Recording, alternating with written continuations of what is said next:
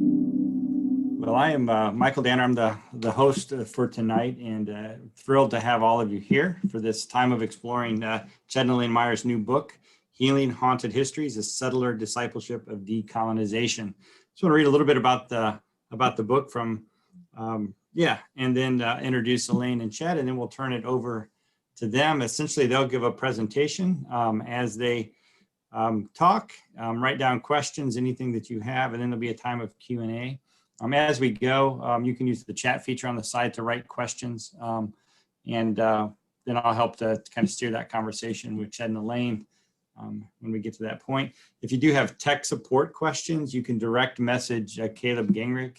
You can see his screen says tech support, and you can direct message him, and he can help you with things like audio, or if your video is not right or things aren't sounding right. But welcome, and let me begin with just reading a bit about their new book. It says, this volume tackles the oldest and deepest injustices on the North American continent, which inhabit every intersection of settler and indigenous worlds past and present. And it argues that we can heal the wounds that are inextricably woven into the fabric of our personal and political lives through the inward and outward journey of decolonization. The authors write as and for settlers on this journey, exploring the places, peoples, and spirits that have formed and deformed us. They look at issues of indigenous justice and settler responsibility through the lens of Elaine's Mennonite family narrative, tracing landlines, bloodlines, and songlines like a braided river. From Ukrainian steppes to Canadian prairies to California chaparral, they examine their forebears' immigrant travails and trauma, settler unknowing and complicity, and traditions of resilience and conscience, inviting readers to do the same. Equal parts memoir, social, historical, theological analysis, and practical workbook, this book invites settler Christians and other people of faith into a discipleship of decolonization and restorative solidarity. Elaine Enns, just to introduce Elaine and Ched, Elaine Enns has worked in a range of restorative justice fields since 1989, from victor offender dialogue in the criminal justice system to healing of historical violations and intergenerational trauma. With the D-Men from St. Andrews College, Saskatoon, she trains and teaches throughout North America. With her partner Ched, published the 2-volume Ambassadors of Reconciliation, a New Testament Theology, and Diverse Christian Practices of Restorative Justice and Peacemaking, both with Orbis Books in 2009. Ched Myers is an activist, theologian, and New Testament expositor working with peace and justice issues. He is a popular educator, animating scripture and literacy in historic and current social change movements. Myers has published over 100 articles and 8 books, including Binding the Strongman, a political reading of Mark's story of Jesus. Ched and Elaine are ecumenical Mennonites based in the Ventura River watershed of Southern California, in traditional Chumash territory. Thank you, Ched and Elaine, and with that, I'll turn it over to you. Thank you. Thank you, friends. It is good to be with you and good to see so many familiar faces. And I want to particularly thank Iris and Michael, Caleb, and MCUSA leadership for inviting us to talk about our new book today. Easter greetings in the name of the Risen One, and gratitude to all of you for joining us tonight on this ongoing webinar series. We'd like to open with an invocation that cites 2 powerful lines from Amanda Gorman's inauguration poem 3 months ago. This 22-year-old poet challenged us all to step into our history in order to repair it. Because while we have our eyes on the future, she warns, history has its eyes on us. These poignant phrases capture the rationale of the work we want to talk about tonight.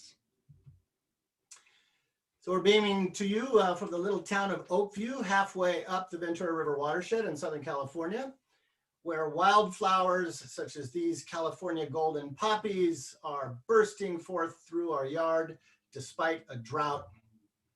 And we want to recognize that this is the heart of traditional and unceded Chumash territory, a legacy to which we as settlers are responsible. And well, actually, let's pause right there.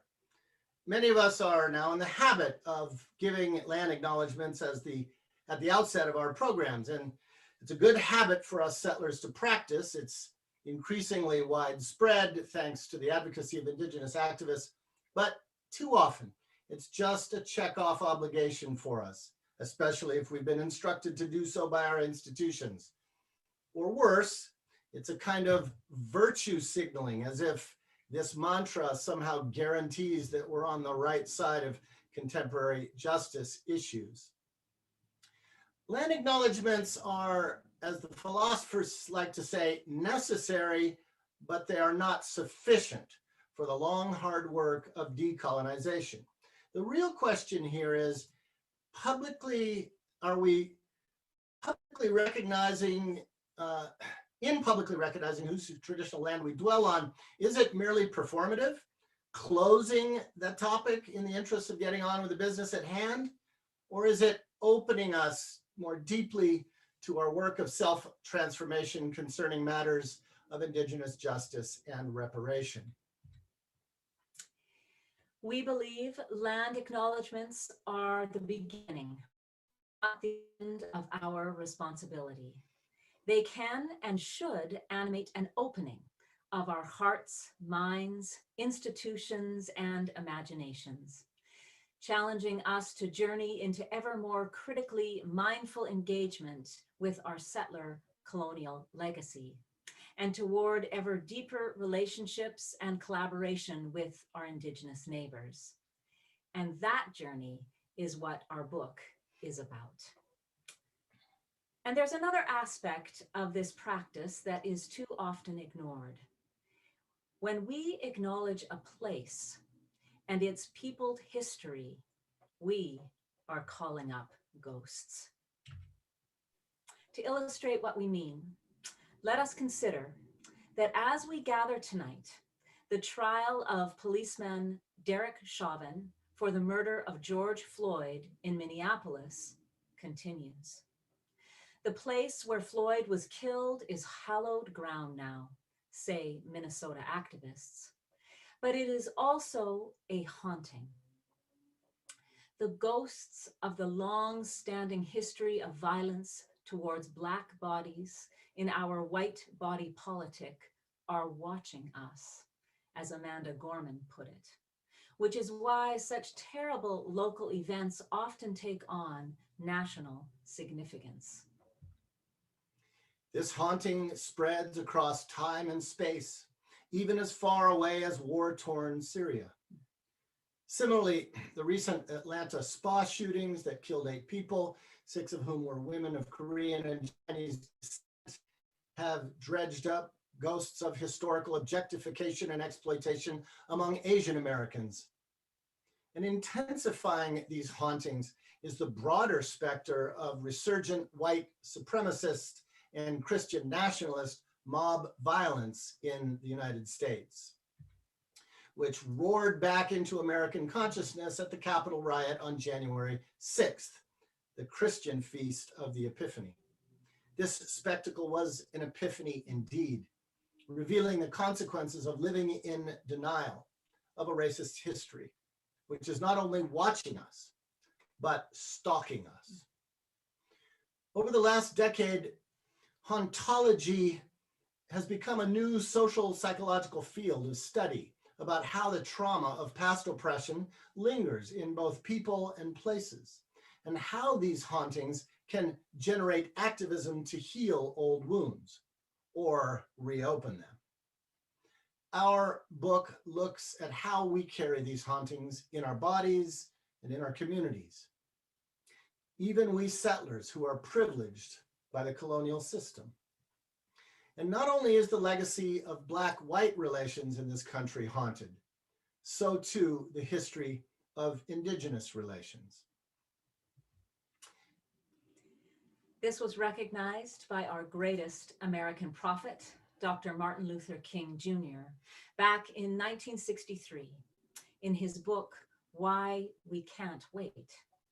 He offered this profound diagnosis of our national dis-ease. For too long, the depth of racism in American life has been underestimated, he wrote, likening it to a profound pathology in the need of surgery. But this intervention, King cautioned, would be complex and detailed, requiring the use of powerful methods to look through the flesh of white excuses for and denials of our history in order to reveal the full extent of the disease. King then, without equivocation, named the etiology of this disease. Our nation was born in genocide, underwritten by doctrines of discovery and white supremacy, before enslaved Africans were brought to our shores. Referring to a moment that today many in the Black Lives Matter movement call the landfall of the COVID-19 pandemic. The scar of racial hatred had already disfigured colonial society in the dispossession and murder of Indigenous peoples. Even today, King continued, white Americans have not morally reckoned with this shameful history.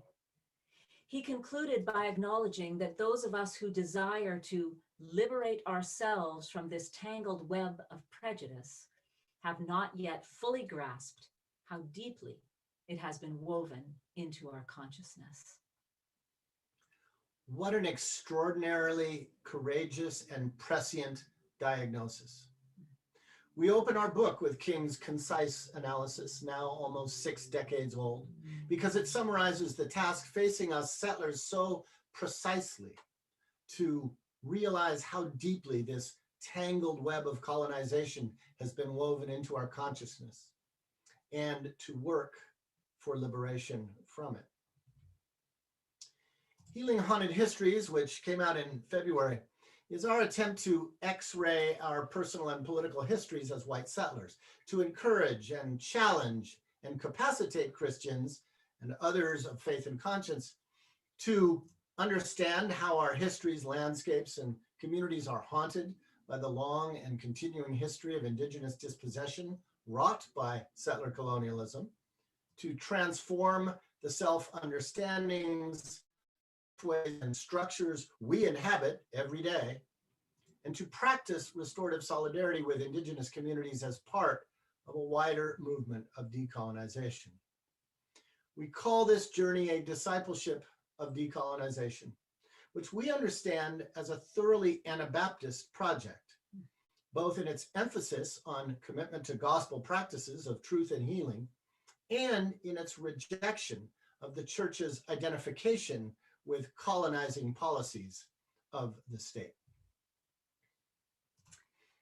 The backbone narrative of this book is about my Mennonite grandparents' flight from Russia and Ukraine in the wake of the Bolshevik and Stalinist violence, and their arrival as refugees on the Canadian prairies in the 1920s. And how these traumatized immigrants settled near Cree communities in Saskatchewan, where Mennonite farmers were actively being recruited by the Canadian government to help domesticate the prairies.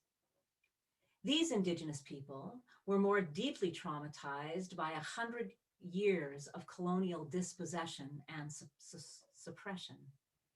So 2 haunted communities struggled to survive side by side with almost no connection between them until recently, as Cree hospitality and activism and Mennonite solidarity are beginning to change this story. Many North American Mennonites have similar histories, and we explore how Anabaptist dissent, displacement, and periodic persecution marginalized our people on one hand, but on the other hand, how we negotiated certain privilegia from the colonial powers and were sometimes used as buffer populations to settle Indigenous lands, and how we assimilated into white advantage over time. But tonight, we are going to focus on broader aspects of the book. First, we'll unpack haunting as a way of framing the colonial dis-ease among and within settlers. And second, we'll look at healing as restorative solidarity. These two themes represent the bookends of our narrative and will give you a good sense of what we are wrestling with. Let's look at two 19th century artifacts, an obscure image and a famous quote, both of which come from the west coast of the continent. This is a picture of the Gaviota Coast, northwest of Santa Barbara, where my family used to camp when I was a teenager. This area was the center of Chumash country, the first peoples of this place. We often camped in Tahiguas Canyon, the former site, I learned much later, of the Chumash village of Taquiwa. One year, my dad called my attention to an old coast live oak not far from our campsite. It was adorned with this arbor glyph dating to the early 1800s and thought to be a Chumash rendering of a neophyte, that is, someone forcibly taken into the Spanish mission system, kneeling before a padre. This was my first exposure as an already alienated teenager growing up in an unchurched home in Southern California to the heavy footprint of the Spanish colonization of this place. Though at the time, we just called it the Indian tree with no further context or conversation. Only later did I awaken to the true history of my home place that explained that tattooed tree with its layers of Spanish, then Mexican, then American domination, as recently outlined by Indigenous Californian Elias Castillo and UCLA historian Benjamin Madley. Yeah, this fading photograph has hung on my walls for decades, like a haunting. A well-known oration helps explain why.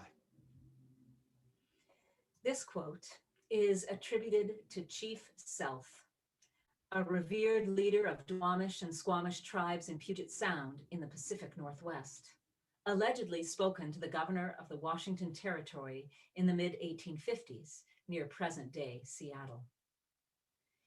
When your children's children shall think themselves alone in the field, the store, the shop, upon the highway, or in the silence of the woods, they will not be alone.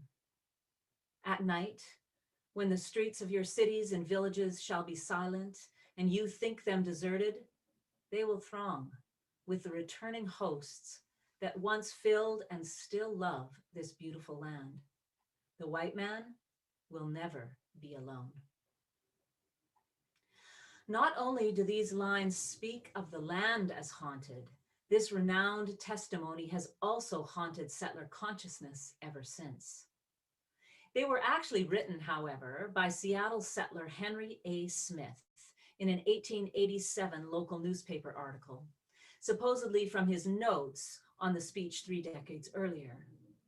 Historians now believe the words mostly were not Self's, but rather the interpolation or even a partial invention of Smith. But if that is the case, they are just as revelatory. You see, in that very same year, Smith sold to the newly arrived railroad thousands of acres of land he had squatted on back in the 1850s, becoming very wealthy. Smith's discourse is being projected back onto a noble but disappearing Indian, a common trope among Western settlers to rationalize their expropriation of indigenous land and resources. Here it is archetypally depicted by Tompkin Madison's romantically racist painting, The Last of the Race. But Smith's version of Chief Self's warning directly reveals a haunted settler consciousness, the foreboding sense that triumphal ideologies of manifest destiny would never be able to fully erase the indigenous story and presence, which will continue to ghost white settlers. The Self quote speaks to our condition, as Quakers would say, because our settler histories landscapes, and psyches are in fact unsettled by unresolved violence and oppression, past and present.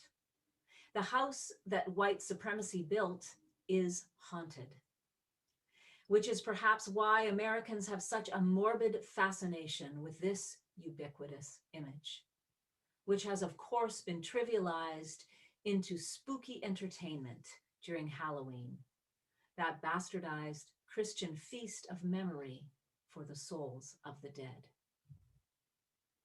Sociologist Avery Gordon, in her important book, Ghostly Matters, asserts that haunting is a constituent element of modern social life, through which repressed or unresolved social violence makes itself known in everyday life, especially when they are supposedly over and done with, slavery, for instance, or when their oppressive nature is continuously denied. Yet importantly, Gordon also emphasizes how reckoning with these ghosts can mobilize individual, social, or political movement and change, but only if it is faced. Indigenous scholar Eve Tuck asserts that settler colonialism, which she defines as the management of those who have been made killable, is the oldest and longest haunted history in North America. Settler society, she says, and haunting are inextricably bound. Each ensures there are always more ghosts to return. To make theological sense of this, let's explore a biblical analogy. We think that ghostly phenomena, analyzed by Gordon, is what the ancient healer, Jesus of Nazareth, diagnosed and engaged as unclean spirits.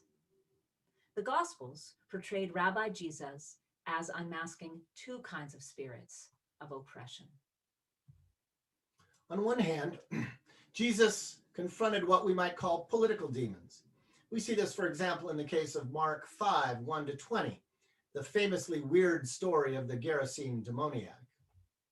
The true name of this demon is unmasked as Legion, which for a Jewish peasant in Roman Palestine in the first century was the face of Roman oppression, omnipresent in a landscape of the militarily occupied country.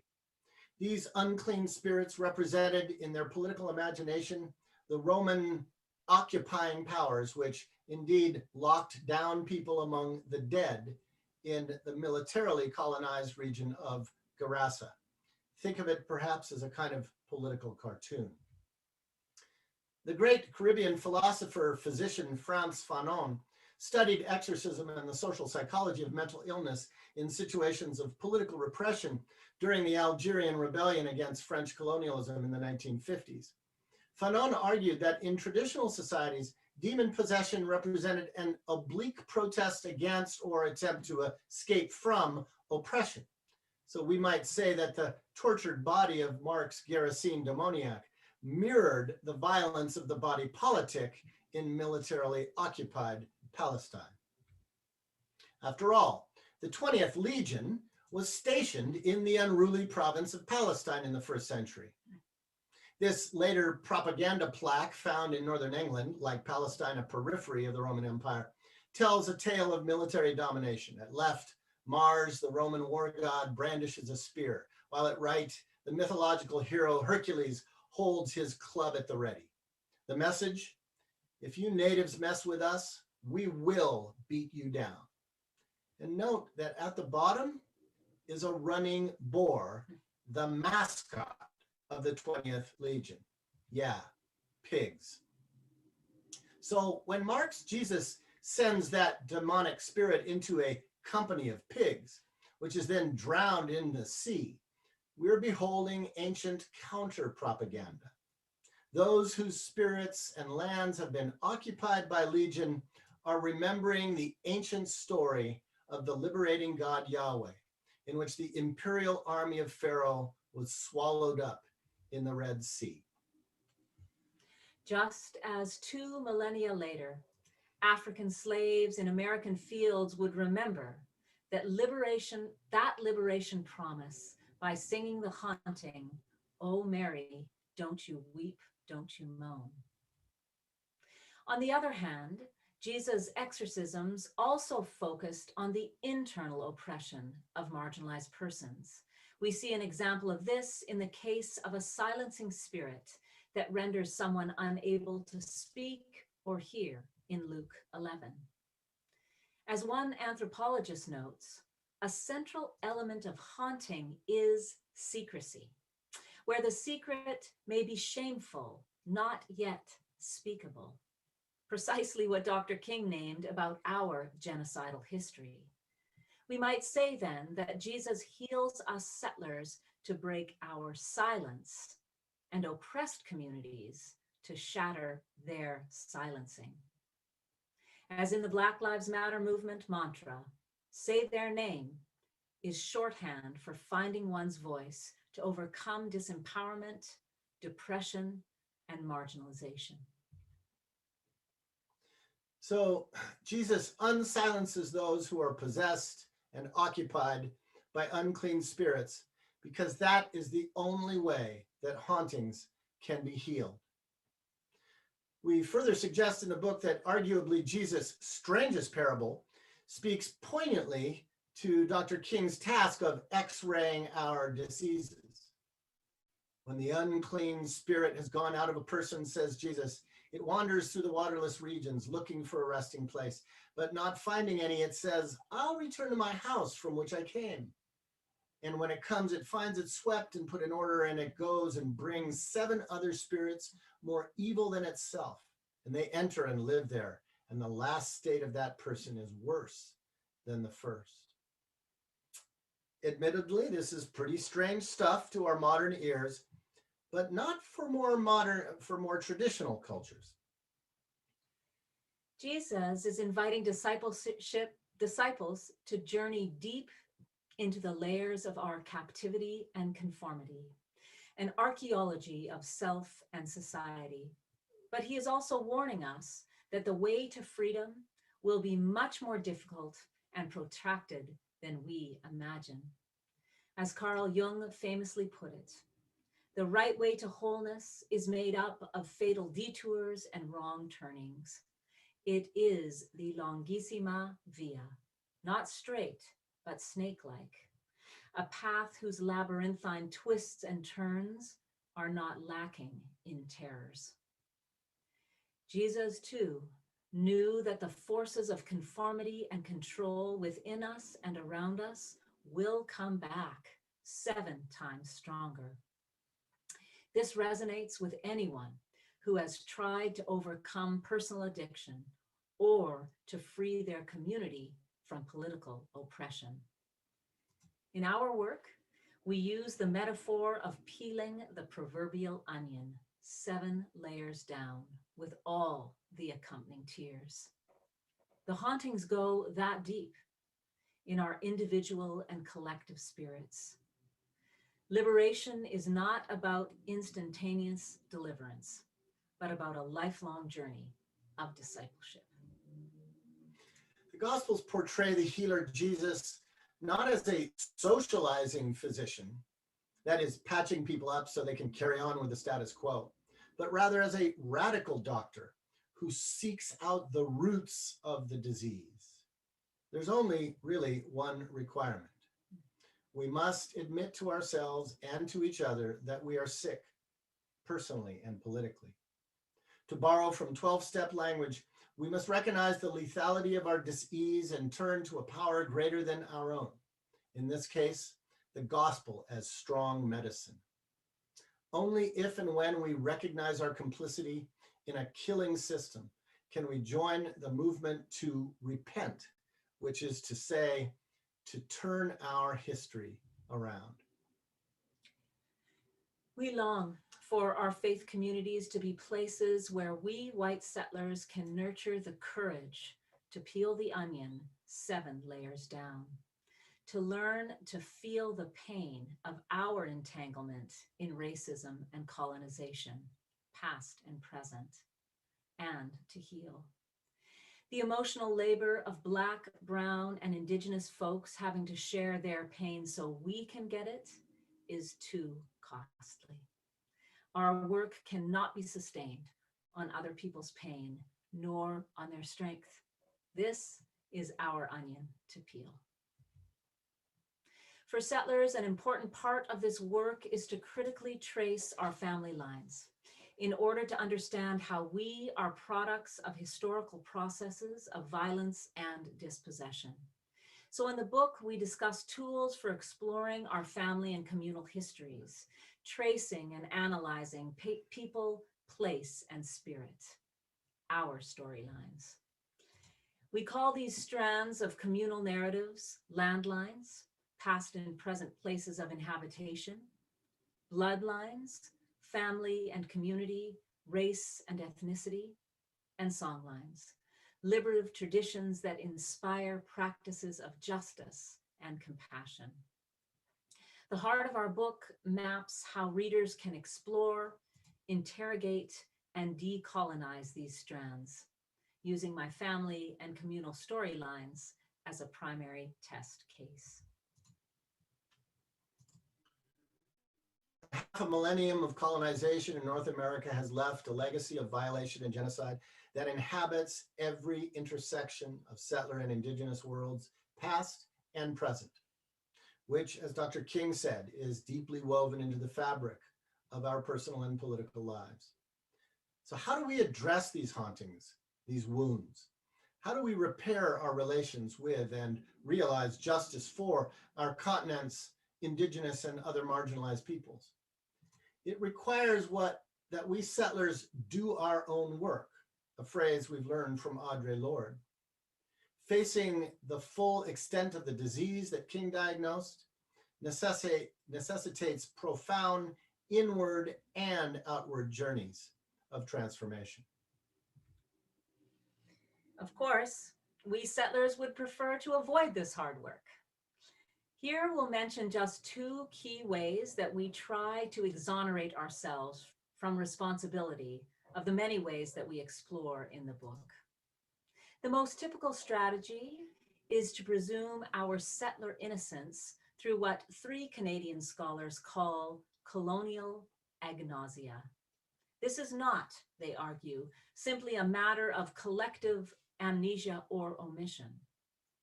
Rather, this act of ignoring is aggressively reproduced, effectively invested, meaning it inhabits our emotions and spirituality, and effectively distributed through our educational systems and the media, in ways that justify the status quo and render our entanglements in colonization just too difficult to understand.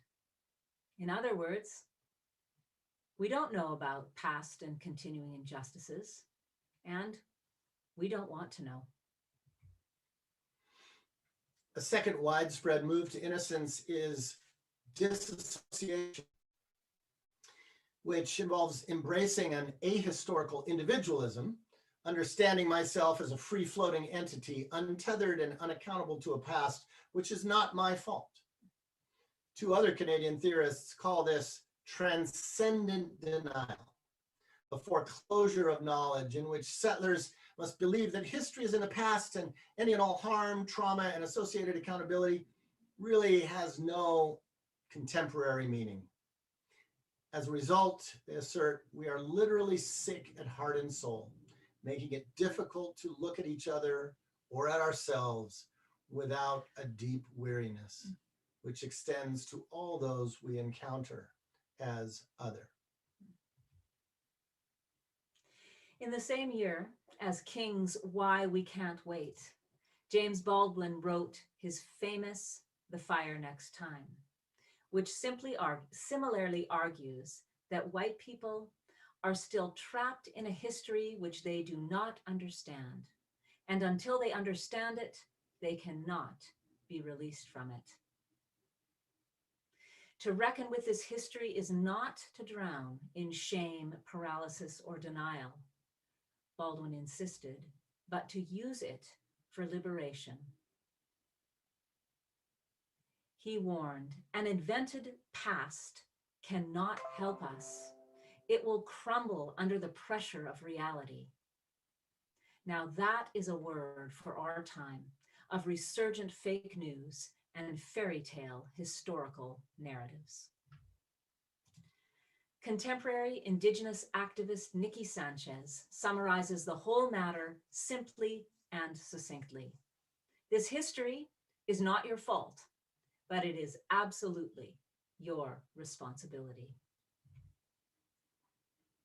The goal of this work is to animate and empower personal and political practices of restorative solidarity. Using our 2009 Ambassadors of Reconciliation exploration of how principles of restorative justice might be applied to historic injustices, we identify 3 core commitments. 1, to do our own work around issues like agnosia and dissociation, white fragility, ethnic loss and assimilation, and the impact of intergenerational trauma and moral injury, in order to understand our own deformation by and entanglement in the legacy and structures of settler colonialism. 2, to listen to how Indigenous and other communities victimized by historic and current injustices are, quote, identifying harms, needs, and responsibilities, and investigating our complicity. And 3rd, to work with these communities to make things as right as possible, including covenants of accountability, restitution, reparations, repatriation, and perhaps, over time, reconciliation. This process is an ongoing circle. As soon as we take initiatives, we go back, look at what we have learned, then have conversations about next steps, and keep working around these practices. We explore a variety of restorative practices that colleagues are working with today. But here we want to conclude by highlighting the ultimate goal of such discipleship, concrete expressions of settler reparation. We understand that reparation is both a suppressed and polarizing conversation in our society. After all, redistributive justice is still considered a heresy in capitalist culture. But reparations continues to be a live question in the African American community. And repatriation of Indigenous land and life is considered the essence of decolonization, according to Native leaders such as the aforementioned Eve Tuck. Recently, we've seen a popularization of this trend in the hashtag #LandBack movement, initiated by the Indian Collective, which launched on Indigenous Peoples Day last year. It's important to remind ourselves as Christians that reparative practices lie at the heart of biblical faith. In the Hebrew Bible, theft, and that really is the only fitting word to describe settler expropriation of indigenous land in North America, can only be repaired through restitution. We've discussed this in our 2009 Restorative Justice volumes.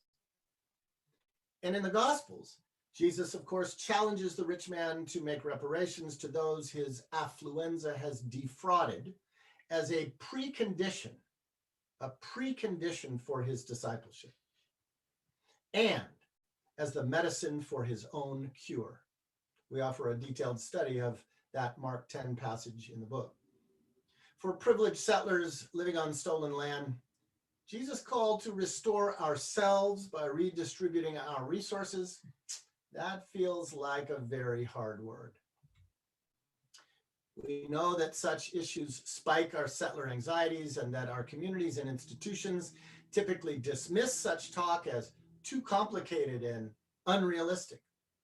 But we Christians can and must think and organize together with Indigenous colleagues concerning power, money, and land justice. The first steps are to deepen our literacy in the realities of Indigenous communities and to build relationships with them, something we've been working at in our annual Bartimaeus Institutes. but relationships must lead to practices of redistributive justice. So we want to end by briefly summarizing just 3 examples of how people of faith are experimenting in repairing our haunted history through personal, ecclesial, and social reparations. Many of you likely know the story of Mennonite pastor Florence Schloniger, who donated a portion of her family homestead sale to the Kanza Indigenous Heritage Society. But you may not know the story of Rich Snyder, A plumber who bought a remote piece of land in Southern California. Southern Colorado. Upon discovering Ute artifacts, he felt the land was haunted and gave it, along with his cabin, to the Ute tribe in 2019.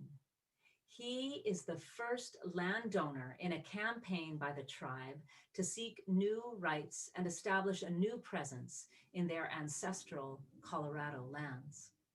Tribal Chairman Luke Duncan said, "We hope it can inspire others to take similar actions."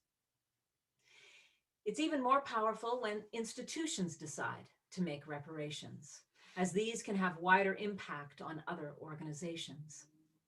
Today, many mainstream denominations face dwindling congregations and underused church buildings, and some parishes are closing their doors.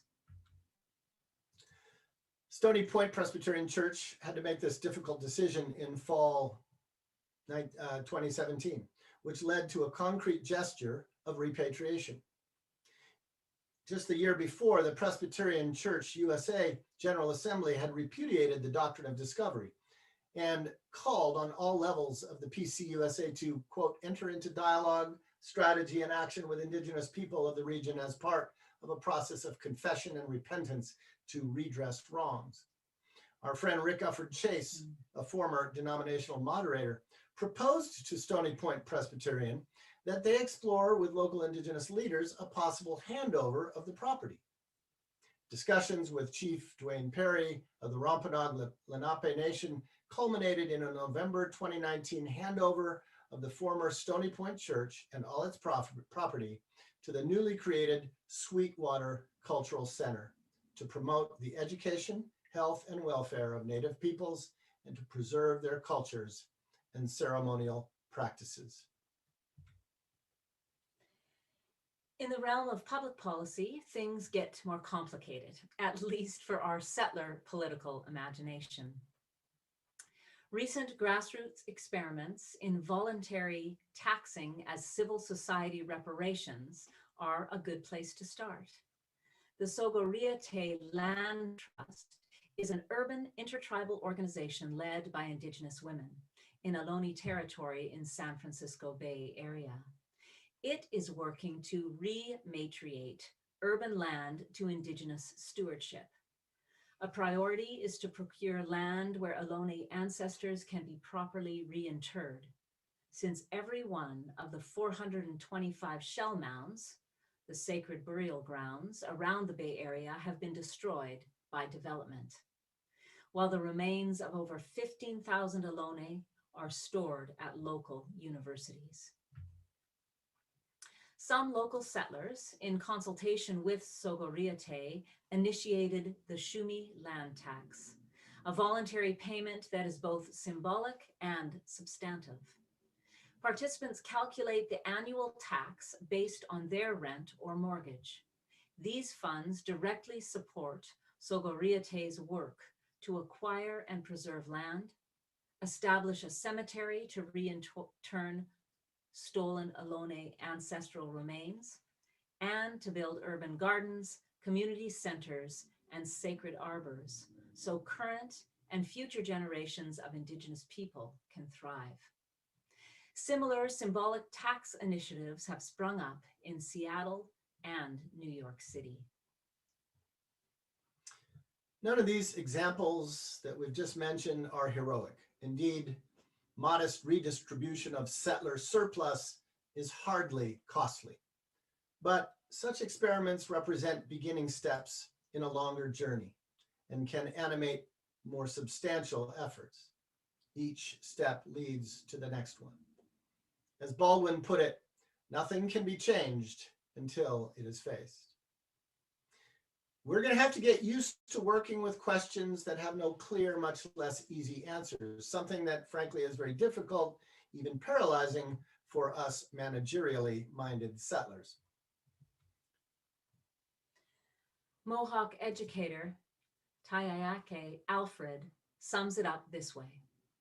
For all of us, Indigenous and settler alike, there is only self-questioning and embracing this commitment. Listen to the voices of our Indigenous ancestors, channeled through the young people of our nations. Learn from Indigenous culture how to walk differently and love the land as best you can. So much needs to change for true justice and healing to prevail. We white settlers, we are the inheritors of the rich man's system and legacy. The good news is that Jesus, the great healer, continually calls us into a journey to face our personal and political complicity.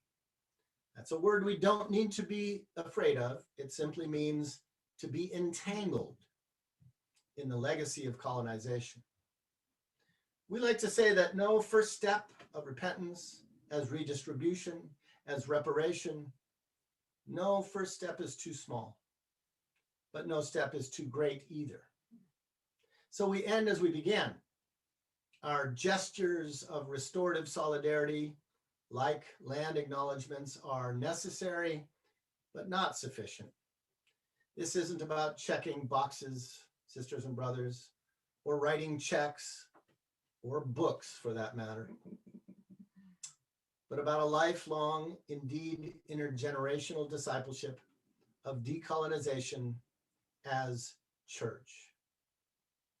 This journey alone can heal us, heal our haunted history, and lead us into a common future.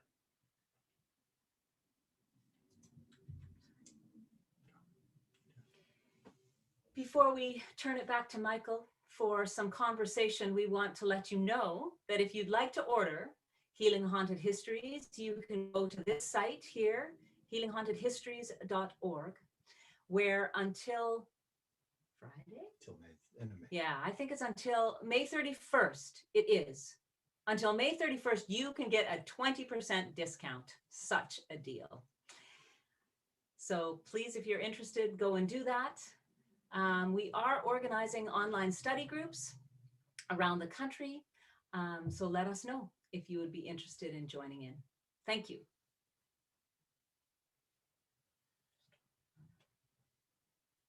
Over to you, Michael. Hey, sorry, I was trying to unmute. Caleb, if you can hear me, can you go ahead and put that website up in the chat so people can reference that if they want to see it, since they stopped sharing? We can't see that. So thank you very much, Chennaline. What a great introduction to the book and the concepts and the work that you're calling us into. There was one question that came in during the chat, and then if you have any other questions, if y'all listening, if you have any questions you'd like to ask, you can put them in the chat, or once we toss around this question, we'll invite you to unmute and you can just ask the question directly. So this question is from a webinar participant. I am a part of a church in Denver, Colorado, who has seen the inequity of the African American community and has set aside $10,000 for reparations. What would you say to us about this decision to use reparations for the African American community versus the indigenous people who settled the land here in Colorado? Well, obviously, the last thing that any of us want to do is pit communities against each other or compare trauma or oppression or compete in reparative work. So obviously, we want to be expansive in our vision, but it's also true that the African American community, broadly speaking, has been working for so long, decades and decades and decades, around reparations around slavery, efforts which now seem to be possibly being taken more seriously at the level of government. And so we have a lot to learn from African-American communities when it comes to both the politics and economics of reparations, and from the Black church. And I think that, that's a conversation that would be wonderful for our Mennonite denomination to solicit. So I think initiatives that happen like this local or statewide one are really important to track and to draw in Indigenous communities into those conversations. One of the examples, obviously, we gave of land back was from Colorado. There's a beautiful story of a Lutheran church that was given over to local Indigenous folk, I believe in the greater Denver area, if I'm not mistaken. I know Iliff Seminary was part of that, and George Tinker was part of that effort. So yeah, so I think what we want to do is understand that the history is deep, it's complicated, there are layers, and all the layers are interconnected. The dispossession of Indigenous people was not unrelated to the dispossession of Africans, enslaved people, which is why so many enslaved people in the 17th and 18th centuries into the 19th century actually escaped from white settler communities to go live with Indigenous communities, and why there's so many mixed ancestry folk, Black and Indigenous. So these things are deeply related. That's one of the reasons why in the book we, when we're talking about learning these histories, we have a section called Pilgrimage as Pedagogy. Tell the story of how we interrupted finishing this book to take a trip essentially to learn about slavery. Yeah, it was a beautiful trip. We of course thought this book took a lot longer to write.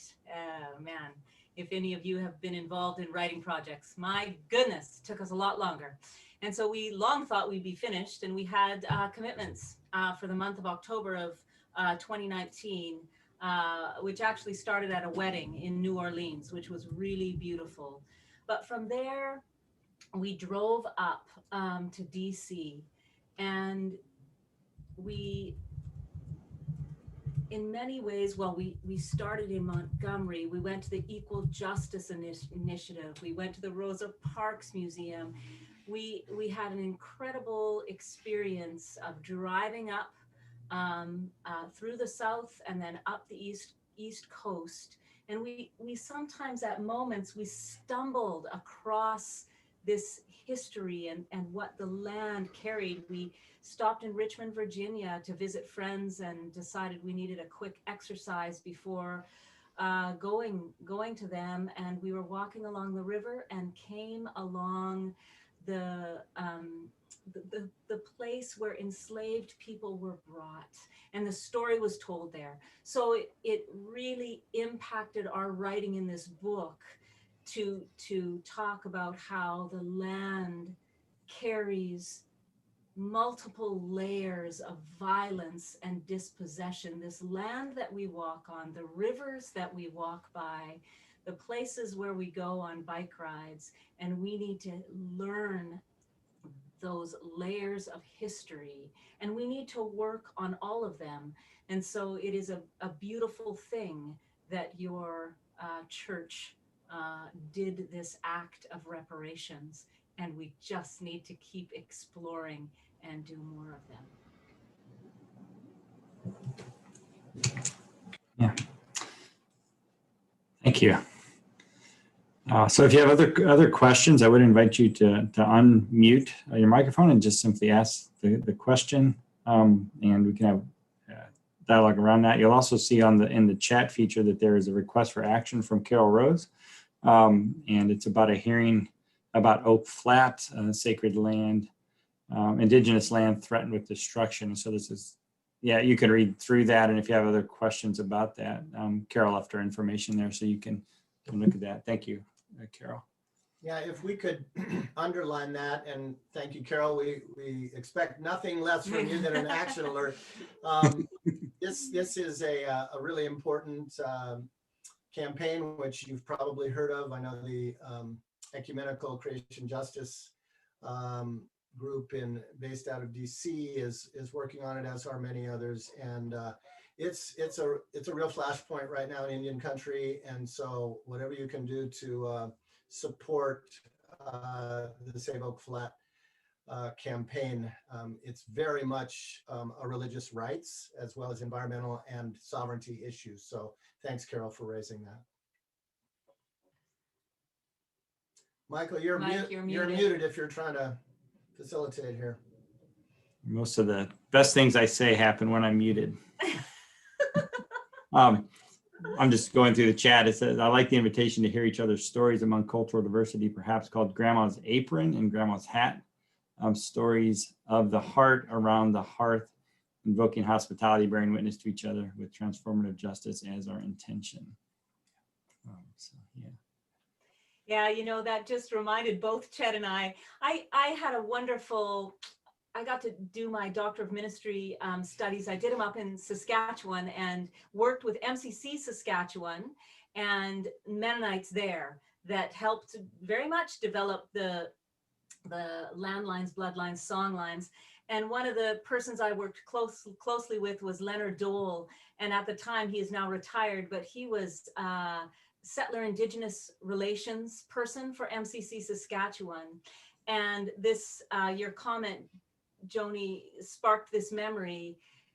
One of his important practices to push against our Mennonite tendency to tell stories about our community. That, you know, that's how I grew up in Saskatchewan.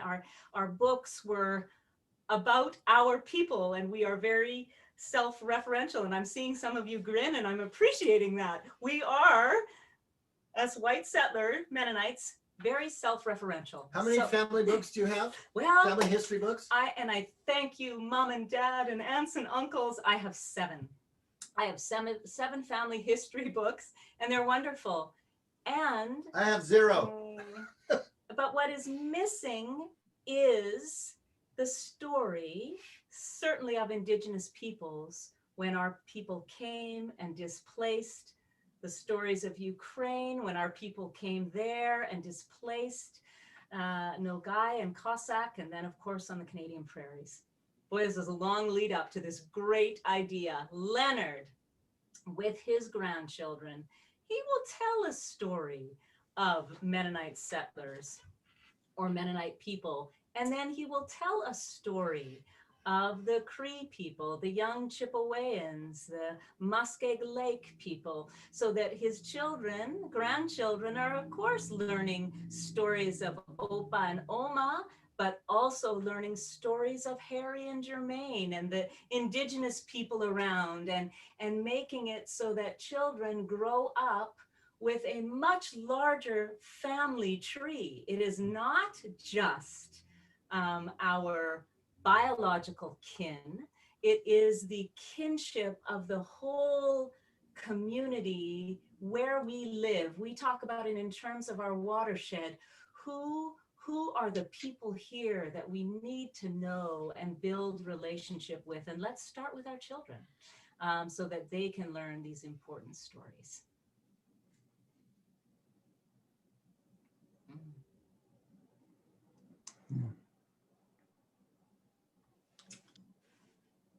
Yeah, Michael, I'll just respond to June's lovely message in the chat and draw people's attention to it. Speaking as Korean in the Canadian Mennonite context, and the many layers. And interestingly, June, some of the most helpful conversation partners in doing this work have been Korean folk, including your very own Sue Park Her, who's on the call, in helping us think through kind of comparatively and sometimes in contrast, but finding so much in common about about the immigrant story, the complexities of that, the arrival story, the assimilation story, and the deep issues of trauma that go back to one's homeland. So a couple of years ago, at the invitation of Sue's husband, Hyun, I had the privilege of doing some scripture study with about 30 Korean and Korean American down in LA. And we started the scripture study with a conversation where everybody in the room was invited to share one story of trauma dating back to the Korean War in the early 1950s, including myself, because my father was deployed by the US military in that war and came back a changed person, shell-shocked and exhibiting what today we call PTSD. He was never able to talk about it. And every single person in that room had a story from their landlines back in Korea, from their bloodlines, their family, as well as amazing stories of resilience and hope and faith. So yes, June, all the layers, so poignant. We're really trying to get us white folk to reclaim our own immigrant ethnic identity, because so many of the layers are lodged in that identity. And when we assimilate out of that identity, we sort of slough that off, and that makes it then almost impossible to work in empathetic solidarity with folks who are working on that. So thank you so much for chiming in. Appreciate you for being part of this. Yeah. So a question from Marlon. He says, I often think of reparations as punishment, as with post-World War I Germany. Are we redefining it, or is it still punishment? And go. Answer. Yeah.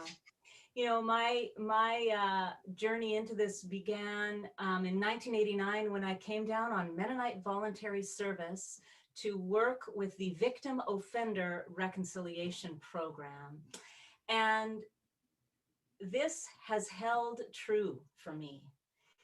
The goal of that victim offender dialogue was to help offenders face the harm they had caused, talk about how things could be made right, which was costly, but should never have been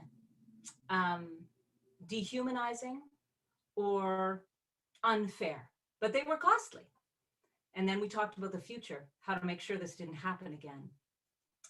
So no, reparations is not about punishment, but it will be costly. And we note this in our book that, you know, the different examples we've given of repatriation or reparation out of settler surplus is actually never that costly, because we are giving out of the wealth that we have. And what Jesus is calling us to in this work of reparations is, in the bottom line, about our healing. So it is actually the exact opposite of punishment. It is about creating new relationships that are built on peeling back all of the layers of white supremacy and white privilege and all of the benefits we have gained, and figuring out how to share equitably. And in that, we will find healing, and we will shed the hauntings of settler colonialism. And, you know, that South quote and how we started with the deceit and the dis-ease and the lies that we live by, that is going to be our healing if we can shed all that. And that is what reparations is about. So I would say the exact opposite of punishment. Which, Marlon, is not to say that reparations as exacted from government to government in the case of both World War I and World War II were not ever about punishment, because I think there's a case to be made that there was a certain political calculus by the victorious powers of wanting to ensure that a unified and powerful Germany never arose again. So the World War II question of reparations certainly did have a political calculus, and some of that did have to do with punishment. And so I think Elaine is trying to say, actually, the kind of reparations we're talking about are not political in the sense of governmental, but really coming out of the restorative justice tradition are about restitution, which is relational. So you're not making restitution to the state, nor is the state making restitution to the victim. It is in victim of offender dialogue, it's the perpetrator making restitution to the victim and thereby restoring relationship and a certain amount of healing. So this is all coming out of the restorative justice movement, which of course has been so important in the Mennonite Church for the past 30 plus years, and so important to your personal journey, and really came to fruition in this book. We understand this book as an exercise in restorative justice. Yeah. Oh yeah, Carol, again, is reminding everybody that the Dismantling the Doctrine of Discovery Coalition is shortly going to be publishing a resource on repair and reparation, and we're all very anxious for that to get published. It's been in the works for a while. Actually, our scripture study in Jesus and the Rich Man is going to be in that resource, so you can look for it there as an attempt to make a theological case for why restitution is not only acceptable as a Christian practice, but indeed essential for our discipleship, at least according to Jesus. So we can hardly wait. Carol, do you know when it's going to be out? Maybe you can chat that in so we can be looking for it. No, I do not know. Takes a long time to get a publication out, that is for sure. And obviously we hope that all of you are paying attention to the work of the Dismantling the Doctrine of Discovery Coalition, our colleagues and friends working very hard on that particular thread. Yes, and I just got the delight of reading Sarah Augustine's new book and endorsing it. It, I believe, is coming out in June. So, and it's a wonderful, wonderful resource as well.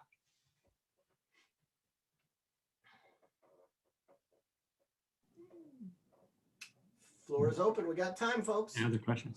Hey, so in lieu of anyone else unmuting, here's my question. So you've written this book, you've created it, you've carefully crafted it, you've released it into the world. What are your hopes for the book and really the people that engage it? What work do you hope that it does in their lives and faith and community? Like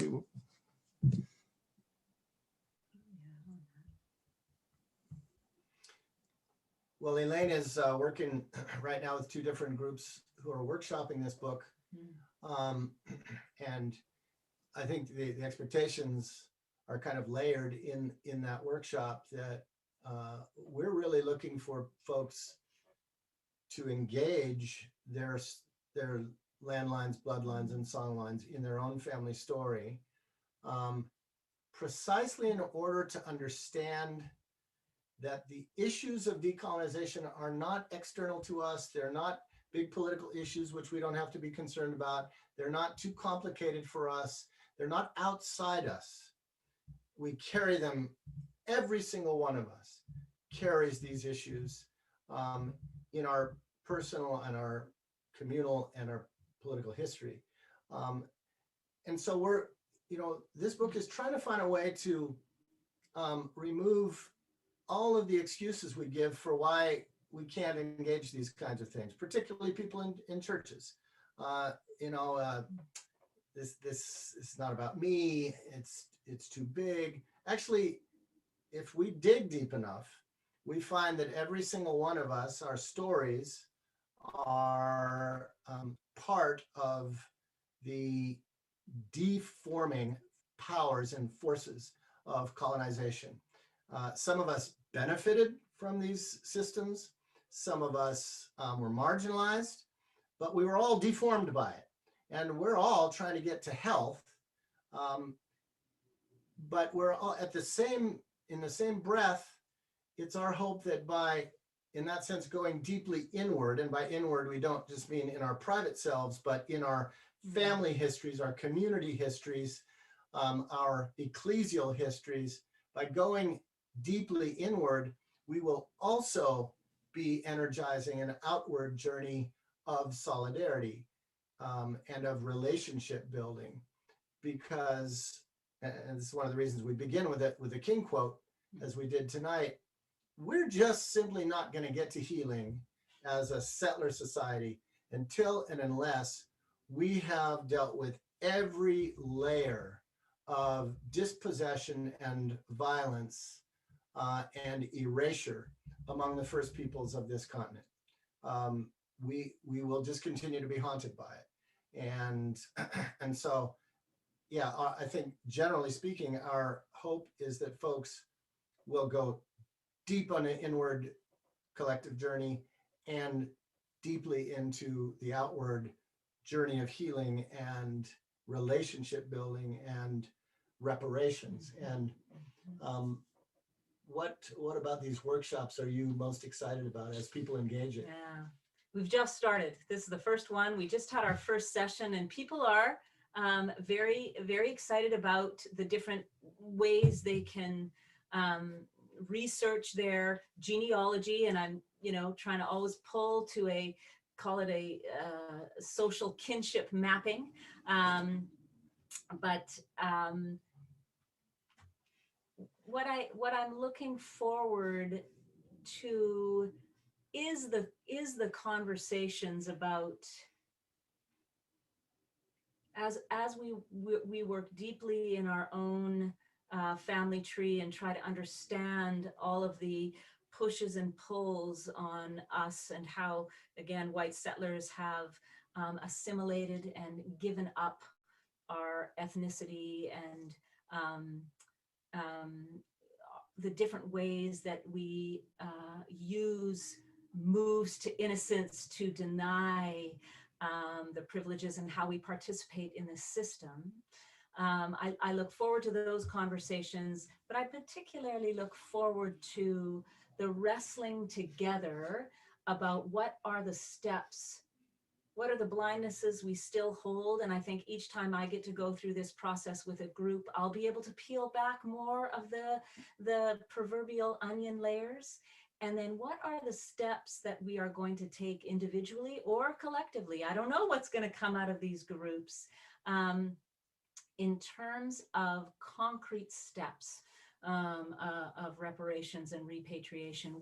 What are things that we can do as a family unit, as a church unit, as a city? Like, these are the conversations that I hope start bubbling, and that there isn't again, no step's too small, no step is too big, but to just really imagine together without fear, and build relationships.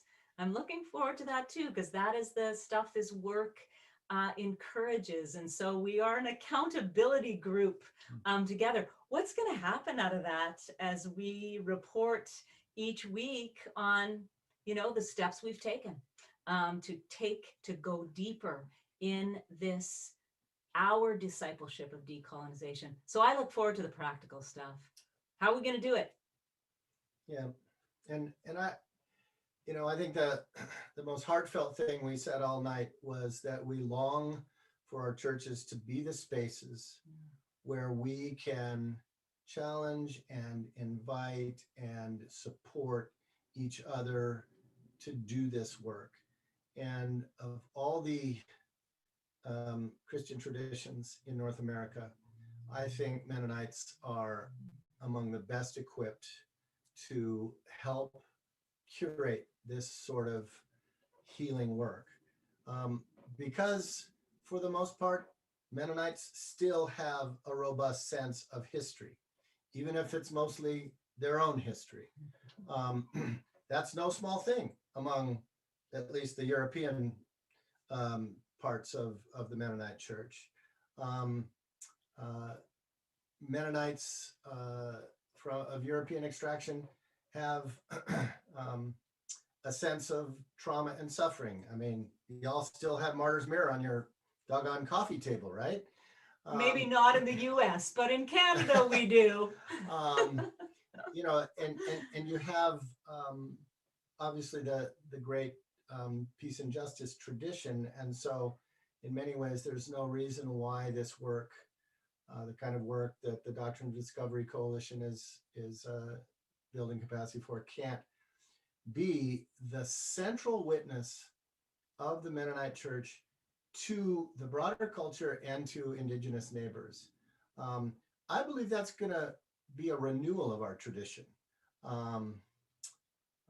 and help us de-assimilate from some of the ways where we may have lost our Anabaptist distinctiveness. So all of those things are really exciting to us, and we hope that we can continue to workshop this. Carol is again badgering us about something practical, and she wants to know more about the workshops. And yeah, we do envision this being a hands-on process, and we hope to train trainers and get this kind of work spread abroad and connect with people who are already doing similar work. Do you want to answer? Thanks. I don't know if you're tracking with the chat or not. Thinking of thinking of Nancy's question here. I'm intrigued with the idea of church buildings being donated to Indigenous communities. What resources or strategies would you suggest might be best used to encourage middle judicatory leaders to challenge church bodies to consider this creative and redemptive idea? Yeah, thanks, Nancy. I think we all need to put our heads together to figure out some good networking. We can think of about a half a dozen instances just in the last 5 years where church grounds and buildings have been given over to local Indigenous communities as an act of reparation across the denominational spectrum: Catholic, Protestant, high church, low church, Methodist, Baptist. So I think a clearinghouse of sort of shared skill building, so that churches don't have to feel like nobody's done this before, and cross-train and help each other with that. And this is particularly an issue, we think, that is pressing on denominations which find themselves, in some cases, having more built environment, more brick and mortar than they have parishioners. So there's some wonderful opportunities for reparation. But of course, to do that well, we got to understand the history of that congregation, the history of that place, who the local people are, because ultimately it's the relationships, not the brick and mortar, that we're trying to heal. And so we agree that this is a great way forward. And maybe you can talk about the Stony Knoll stuff in terms of the folk festival, which I think is a really interesting Mennonite initiative. Another piece of the book, and I'm not sure we didn't talk about this because it's a Mennonite story that is right close to where I grew up. Mennonites were invited to settle land that belonged to the young Chippewyans, and the government, and again, this is up in Saskatchewan, government without consultation or compensation took the land from young Chippewyans. They'd signed Treaty 6 to get this reserve and beautiful, beautiful farmland. And the government, again, took it away and gave it to Mennonites. And Mennonite settlers came, and this was in the late 1800s, just before my grandparents came. But they were unaware of this land that was stolen from young Chippewyans. And it came to the Mennonite community consciousness, the Prairie Mennonites, in 1976 at the 100-year anniversary of the signing of Treaty 6. And it has animated and disrupted our community since then. But beautiful things have come out of that. And the young Chippewyans, again, they are the tribe that is now a landless band because of what happened in the late 1800s and because of Mennonite settlement. They invited Mennonites, and Lutherans were also part of settling this area, into conversations. Mennonite Central Committee Saskatchewan has been in the center of making this work happen. And so again, young Chippewyans are looking to prove their Indigenous lineage to that place. And of course, that requires a lot of money to engage with attorneys and different ways that this work has been done. Genealogical work. And so MCC has been very instrumental in setting up ways that Mennonites can donate out towards the project for young Chippewyans. And I can't now say the number anywhere close, but I know it's well over $70,000, $80,000 that has been put towards this work. One of the things that Chet is remembering is every August, except this last one, they did not have it, but there is the Spruce River Folk Festival, and I invite you all to come up to beautiful Saskatchewan and take part in the Spruce River Folk Festival.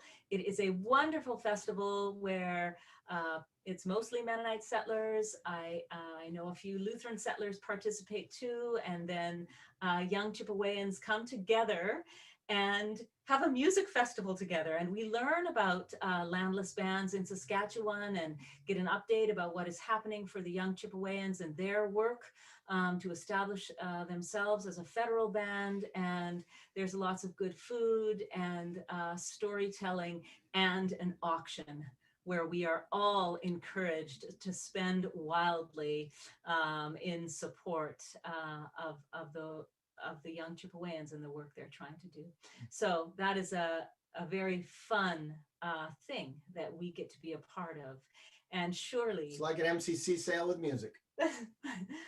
And surely our churches can imagine learning who were the original people of where our church stands. And our church may be overflowing with people. And so maybe it is not the time to give our building, but what is the step to build relationship?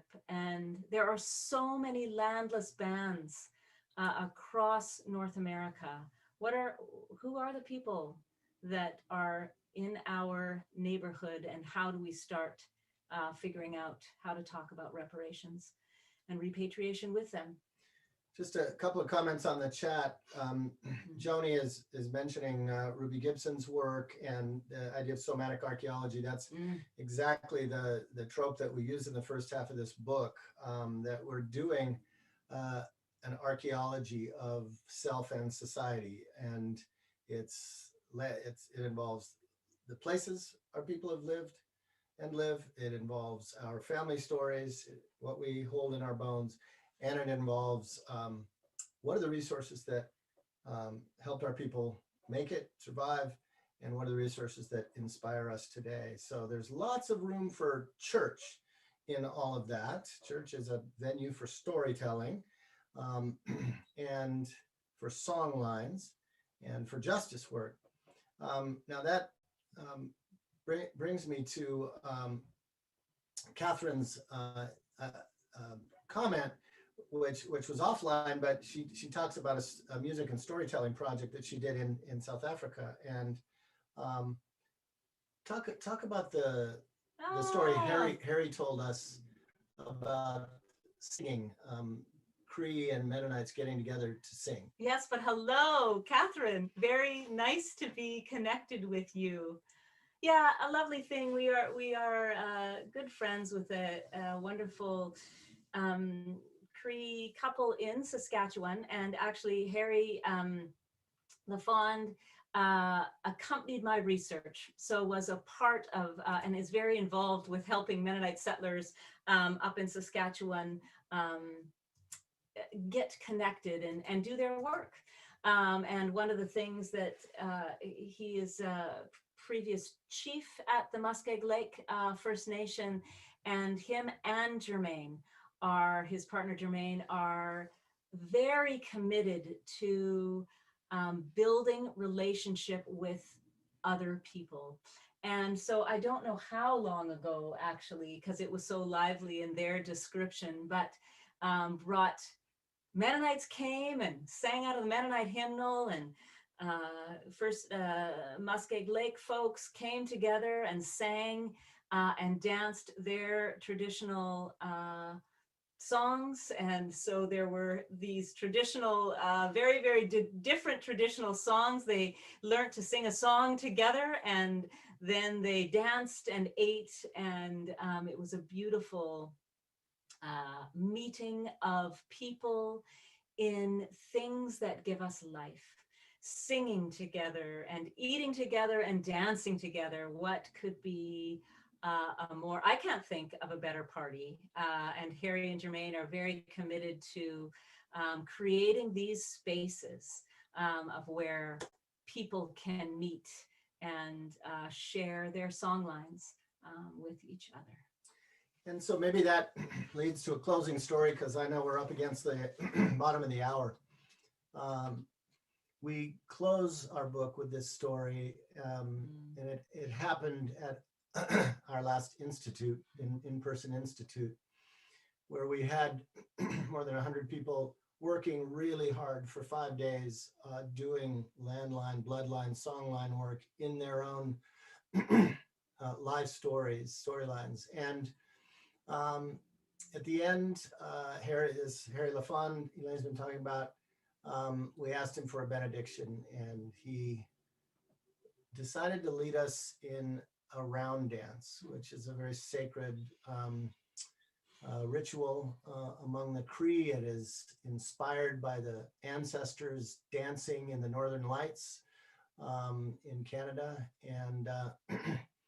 And it's one of these things where everybody's got to be in the circle and everyone's looking at each other, and we're just slowly dancing around. Many of you have had this experience.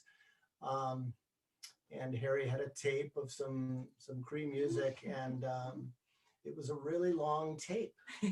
And people were getting a little tired in the closing round dance. And then there was a pause, like it was legitimate that we thought it was done, but no. There'd be a pause, and a lot of us settlers were like, phew, okay, that's over. But there it starts up again. And Harry would just smile and laugh, and he'd say, you see, it's easy to get tired in this work, but you have to keep dancing around and around. And that brought to our minds the great Shaker tune. "'Tis a gift to be simple," and it ends with a beautiful word. "'Tis a gift to be simple, 'tis a gift to be free." Yeah, and it closes with the lines, "Let's keep on to bow and to bend, we shan't be ashamed. To turn will be our delight. Till by turning, we come round right." And that was a beautiful way to end that institute. It's a lovely way to end this circle. Thank you, Iris and Michael and Caleb and Sue and all the leadership leading Mennonite Church US into a great future circle dance. So we love you all, and thanks for this opportunity to talk about what has been preoccupying the last 10 years of our life. Thank you so much, Chad and Elaine, for being with us tonight. Thank you for your work in the book and for creating this and gifting it to us. And just to remind you, healinghauntedhistories.org is where you can pick that up. And I assume, can people contact you or reach you guys through that website? Is there a way for them to do that? Yeah. So if you want to engage Chad and Elaine more, I know there's some questions from practical about reading, like doing this in group studies, or you mentioned some possible training folks how to lead groups. That's all fascinating. People, you can engage Chad and Elaine through that. Thank you so much. Always a rich time to be with you, and blessings to everyone that's here tonight as well. So thank you. Thank you.